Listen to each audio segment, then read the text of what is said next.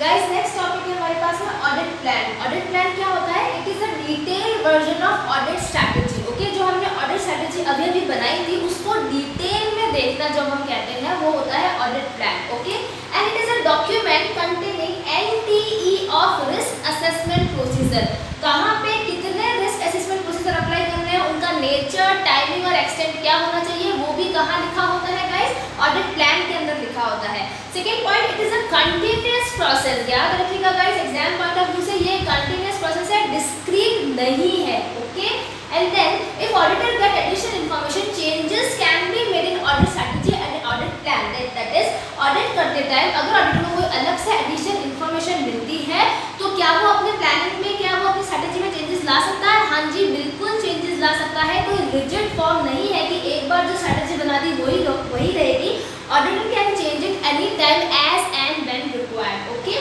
Now benefits क्या होते हैं ऑडिट प्लानिंग के? क्यों करते हैं हम लोग ऑडिट प्लानिंग? क्या फायदा मिलेगा उससे? हमने इसको कैटेगराइज किया था ITCC। ITCC मतलब इम्पोर्टेंट एरिया को अटेंशन मिलता है, पोटेंशियल प्रॉब्लम्स हमारी आइडेंटिफाई हो जाती है, completion of work on time, time पे हम ऑडिट का काम कंप्लीट कर सकते हैं अगर हमने ऑडिट प्लानिंग करी है प्रॉपर तरीके से। And last there will be a coordination of work among other auditors, expert and assistants. ये सारे जो लोग मिलके काम कर रहे हैं उनके वर्क को हम आसानी से कोऑर्डिनेट कर सकते हैं अगर हमारे पास में एक प्रॉपर ऑडिट प्लान है तो। ओके गाइस, समझ में आ गया? It is a detail version of audit strategy. Benefits are ITCC and it is a continuous process, not a discrete one. Okay, just note it down.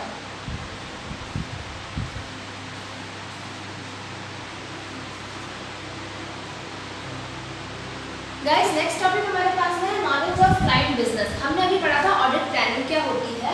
तो अगर हमें proper audit plan बनाना है तो उसके लिए हमें क्लाइंट के बिजनेस का नॉलेज होना बहुत ज़रूरी है। ऑडिटर का जो क्लाइंट है, जिस भी एंटिटी की वो ऑडिट कर रहा है, उसके बिजनेस का नॉलेज होना ऑडिटर के लिए बहुत ही ज़्यादा ज़रूरी है गाइस। ओके, इससे क्या होगा? इससे ऑडिटर को एक रिलेशनशिप स्टैब्लिश करने में हेल्प मिलेगी between the ROMM and NTE of audit procedure. That is risk of material misstatement कितना है और उन्हें दूर करने के लिए जो ऑडिट प्रोसीजर हमें अप्लाई करने हैं उनका नेचर, टाइमिंग एंड एक्सटेंट क्या होना चाहिए।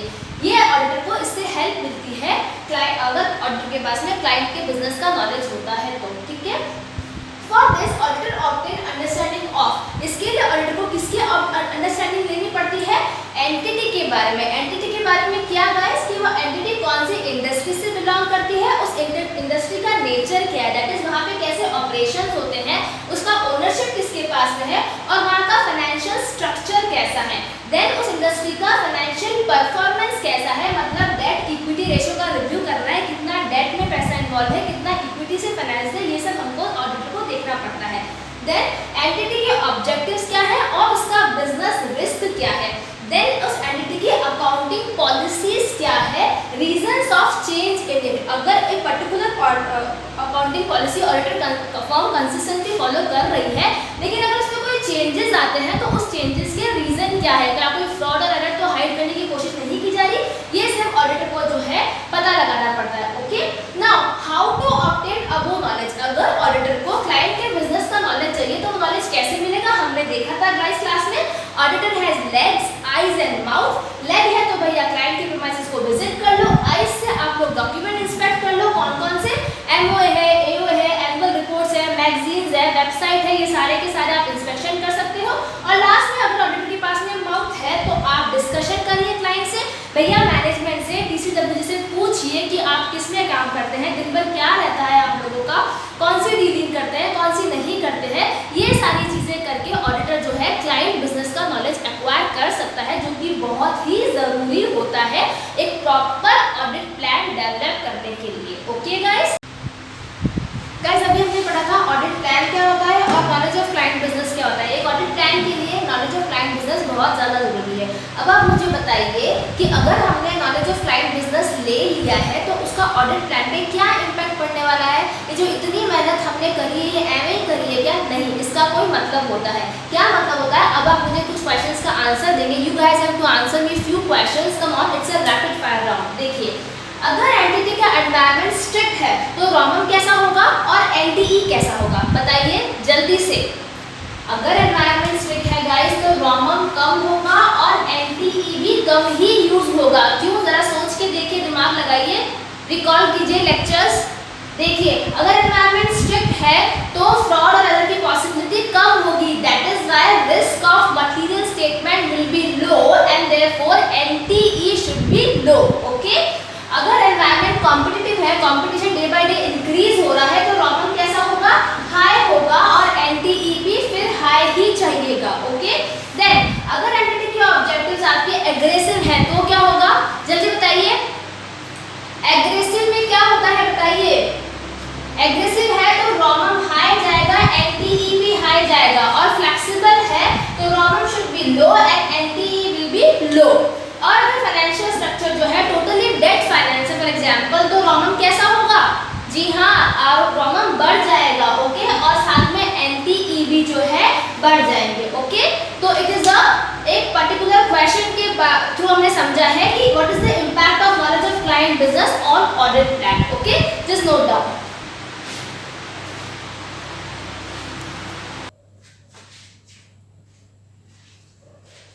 Guys, we are going to discuss now what is audit program. Audit program क्या होता है, ये हमको पता होना चाहिए। एक डेफिनेशन है जो आपको लर्न करनी है, एग्जाम में लिखेंगे तो अच्छे नंबर मिलेंगे। देखिए क्या है audit program, it is a detail plan to apply audit procedure with instruction to adopt appropriate technique to achieve audit objectives. ऐसे नहीं लर्न होंगे। देखिए ये एक डिटेल प्लान है जिसमें हमें बताया जाता है हमें कौन से ऑडिट प्रोसीजर्स अप्लाई करने हैं, कुछ इंस्ट्रक्शंस दिए हुए होते हैं कि कौन सी टेक्निक हमको यूज करनी है ताकि हमारे ओवरऑल ऑडिट ऑब्जेक्टिव्स कंप्लीट हो सके। ओके, ये एक प्लान है जिसमें हमें ऑडिट प्रोसीजर्स के बारे में बताया गया है, कुछ इंस्ट्रक्शंस दिए गए हैं अप्रोप्रिएट टेक्निक यूज करने के लिए ताकि हमारे ओवरऑल ऑडिट ऑब्जेक्टिव्स कंप्लीट हो सके। Okay guys, so it is called audit program. चलिए now what are the things to be kept in mind by the auditor to draft the audit program. हमें एक ऑडिट प्रोग्राम बनाते time, एक auditor को उसकी team को audit program बनाते time कौन कौन सी चीजें ध्यान में रखनी चाहिए। देखिए हमारे पास ऐसी 5 चीजें हैं। कौन सी है, सबसे पहले stay in scope of assignment, मतलब हमें अपने असाइनमेंट का स्कोप नहीं भूलना चाहिए। स्कोप कौन डिसाइड करता है, इधर it is decided by law और it is decided by the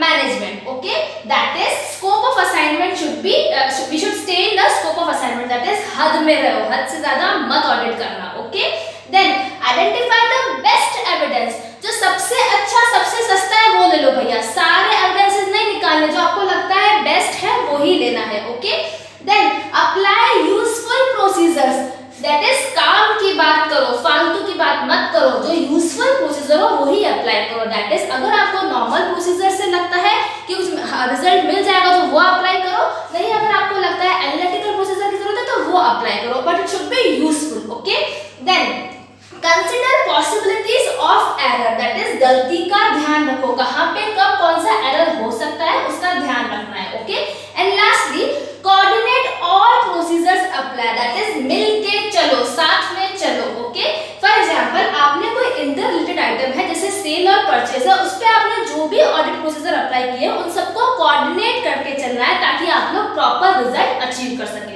okay, तो क्या क्या चीजें हो गई, स्कोप दैट इज हद में रहो, बेस्ट एविडेंसेस दैट इज सबसे सस्ता सबसे अच्छा, यूजफुल प्रोसीजर दैट इज काम की बात करना, and consider possibility of error that is गलती का ध्यान रखना, and coordinate of all procedure that is मिल के चलना। Okay, this is all about the audit program, just write it down.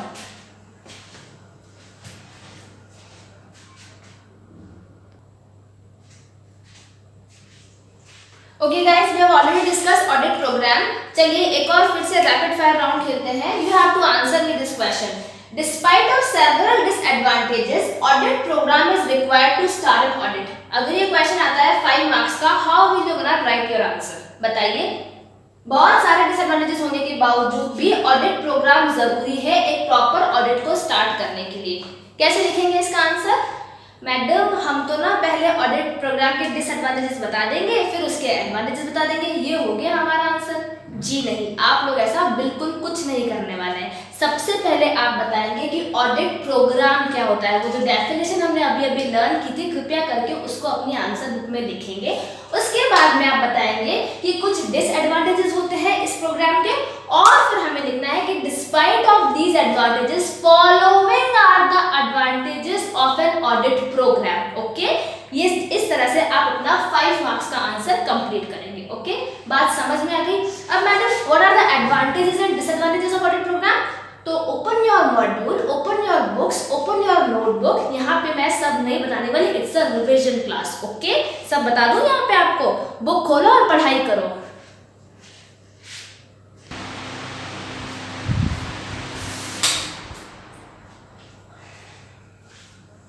Okay guys, देखिए हम now next topic is materiality. ऐसे 320 व्हाट इज मटेरियलिटी? हम क्या होता है, देखिए it is a relative concept. What is material in one case में not be material in another case. किसी एंटिटी के लिए कोई आइटम मटेरियल हो सकता है, किसी एंटिटी के लिए कोई और आइटम मटेरियल हो सकता है। ठीक है ना, material items are generally high in value.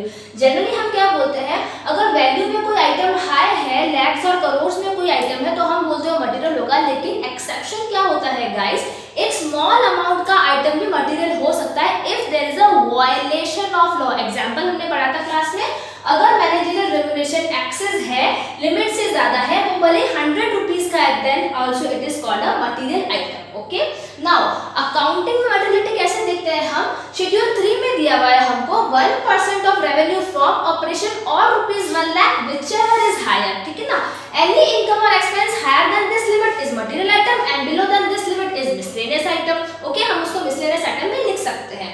Then audit में कैसे होती है materiality? In audit materiality level is set up by an auditor purely depending on his judgement. उसके जजमेंट पे डिपेंड करता है, वो कोई भी मटेरियलिटी लेवल सेट कर सकता है based on percentage of turnover, percentage of profit, percentage of balance sheet item, compare current year figures with previous year figure, budgeted with annual, compare intra group transaction and he can compare industry average also. Okay, चलिए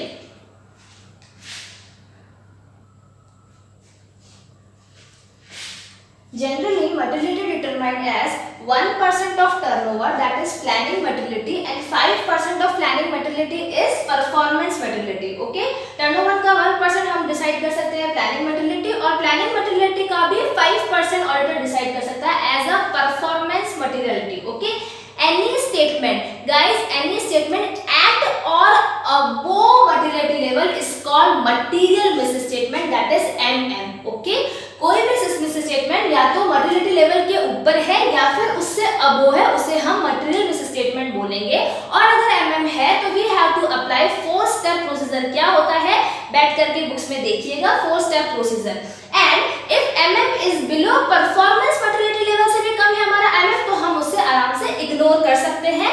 then ऐसे 320 में हमने कुछ extra points देखे थे, वो क्या थे? There can be multiple level of materiality related to assertions and account balances. For example हमने देखा था, अगर एक एंटिटी कुछ पर्टिकुलर एक्सपोर्ट जो है एक पर्टिकुलर कंट्री को ही कर रही है, तो हम उस पर्टिकुलर अकाउंट को चेक करने के लिए अलग-अलग लेवल के मटेरियलिटी लेवल, अलग-अलग लेवल पे मटेरियलिटी चेक कर सकता है auditor. And then auditor set low materiality level so that sample size can increase. आपको मटेरियलिटी लेवल हमेशा लो सेट करना पड़ेगा ताकि आपका सैंपल साइज इंक्रीज होगा और पॉसिबिलिटी जो है फ्रॉड और एरर की वो कम हो जाएगी। ओके, देन ऑडिटर को इसमें कुछ डॉक्यूमेंटेशन भी करने पड़ते हैं। क्या करना पड़ता है? मटेरियलिटी लेवल बताना पड़ता है, परफॉर्मेंस मटेरियलिटी लेवल बताना पड़ता है, और कोई रिविजन्स हुआ है इनमें वो भी बताना पड़ता है। दिस इज ऑल अबाउट ऐसे 320 गाइस, दैट इज मटेरियलिटी। आपने इस वीडियो को देख करके पूरा चैप्टर रिवाइज करना। Now you are able to revise the whole chapter by seeing this video. Only in few minutes you can revise your chapter. So guys,